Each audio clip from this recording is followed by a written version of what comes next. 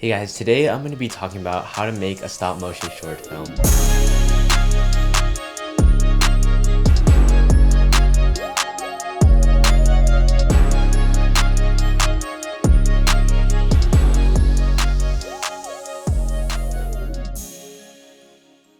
So recently I released a short film called City of Meat. It is a hybrid between stop motion and live action. When I started filmmaking, all of my films were stop motion because I had a lot of toys and I wanted to tell stories that I couldn't possibly do with live action movies. So once I got into live action filmmaking in high school, I took like a 6-7 year break from making stop motion films. But this project is for a film class called New Media, and essentially you're making films the non-conventional way, and I was like, well, what's a better way than going back to my roots and making a stop motion short film? It's a story kind of about, is happiness the end goal of everything? Is that the only thing that we chase as humans? It kind of cuts between a stop motion city and Los Angeles, essentially. So to make a stop motion film, you gotta first write a script, right? And it doesn't have to be like fully fleshed out. You can always just storyboard it. You can have like a outline and start shooting. That's kind of a lot of the ways I made stop motions when I was little. After you have a story and a plan of what you want to do with the stop motion film, and then it's time to start building the set.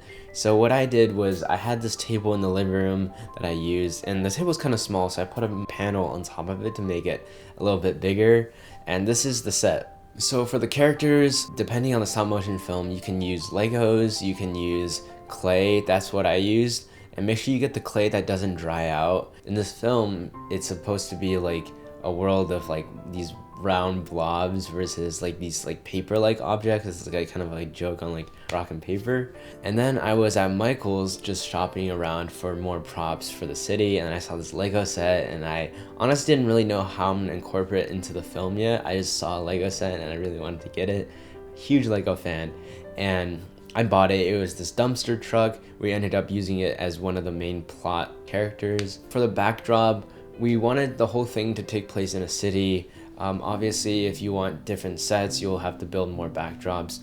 There's 2 different locations in the animation. So there is the night cityscape, and that's what we used. These cardboard, me and my girlfriend painted over them, and we created all these stars and different like building shapes. And we had a lot of fun actually building it. It took some time, but it actually kind of came together exactly what I wanted it to look like.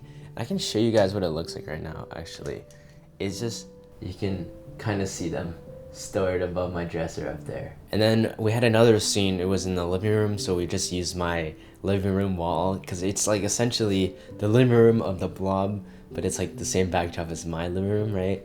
And then we created the building out of cardboard. We had a lot of cardboard to play with, so we just kind of cut them up and used hot glue and shaped them into the building we wanted. And I also added like a little hole in the top to put the light, just to simulate like a top light. And I know it's not like realistic architecture stuff, but it's like, you know, sometimes with stop motion you just want to be more stylistic and fun with it. And we created a lot of stuff with clay and a lot of city, like with little miniature like bus stops. We also had miniature furniture for the living room scene. So a lot of times I just recommend going to Michael's and kind of just browsing around and seeing this type of stuff that they have there. So for the production side of things, there's a lot of software you can do. You can honestly download a stop motion app on your phone and just do it that way. And if you guys don't know like how stop motion works, it's essentially taking a ton of pictures and then stitching them together. So you take a picture, move the little prop a little bit, take another picture, move the prop a little bit. So that you want a software to kind of connect them together. When I started off, I kind of used just like the Photos app, and I just like stitched them together on like iMovie. But what you can do is like there's softwares where you just like hook your camera up to the computer and you click a button on the computer and you can just like do it that way. You can control the settings with the computer. There's like a lot of features you can use, and what I use is drag and frame. That's kind of like the industry standard when it comes to stop motion. It's not too expensive. I bought it when I was in middle school and I updated it for this movie, and no, I really enjoy using the software. And the camera I used is this camera that I'm recording with. It's the Sony a7 IV. I really like how this camera has a zoom lens, so you can zoom in and out of the scene, creating a ton of different compositions and framing. And that's kind of huge when it comes to stop motion making. It's just like the composition, it matters a lot. And also you have to make sure you lock off the tripod to make sure it's not jittering a lot. And you can also create like little camera pans too, with like slowly like inching it this way. And then another technique is starting slow and then getting faster and then slowing down again to create these like naturalistic movements. I think that's kind of important. And then for the lighting setup, it was very simple. I just had like a regular like desk lamp just pointing, bouncing off the wall, 'cause I wanted the lighting to not be sourcey. And if this film takes place at night, I felt like it was kind of important to simulate the night mood, so it would not be like very direct from a sun kind of source.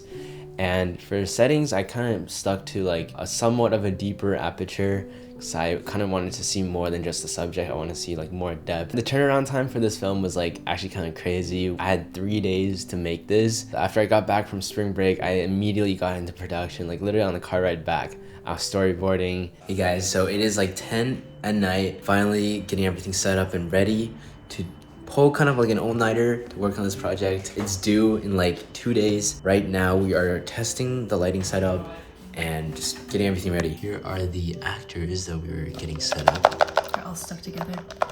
Here's the storyboard, by the way, we drew in the car. And I think it's something really important to help you getting stop motion done efficiently and fun is having a partner to help you, like maybe be the one that clicks the button or just helps you move the puppets around. Like if there's a ton of movement with a ton of different characters, like doing it with one person might be a lot more like time consuming. Also, just make sure that you have something just like fun playing in the background. I was watching the TV show Yellowstone while animating all these little blobs. For the world sequence with the earth spinning around, I got like this foam aluminum foil ball that I put clay over it, and then I put on a stick over like the styrofoam thing. The background was like black. And then for the live action sequence, we had 2 scenes. One, it was underneath like the subway station, and then this other scene was just in my dorm. It was a lot of fun. For the post-production, you just basically download the stop motion file from the software you're using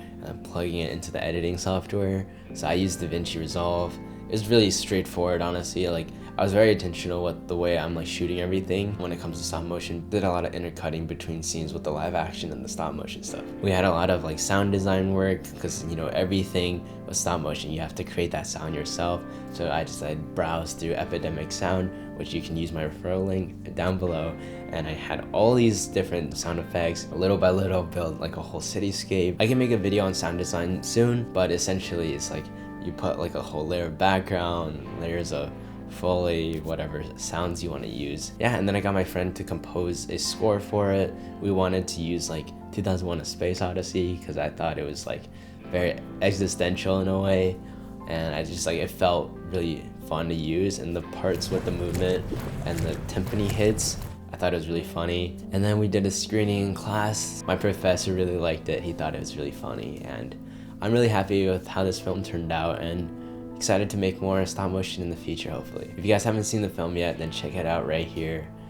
Hope you guys enjoy. Peace out.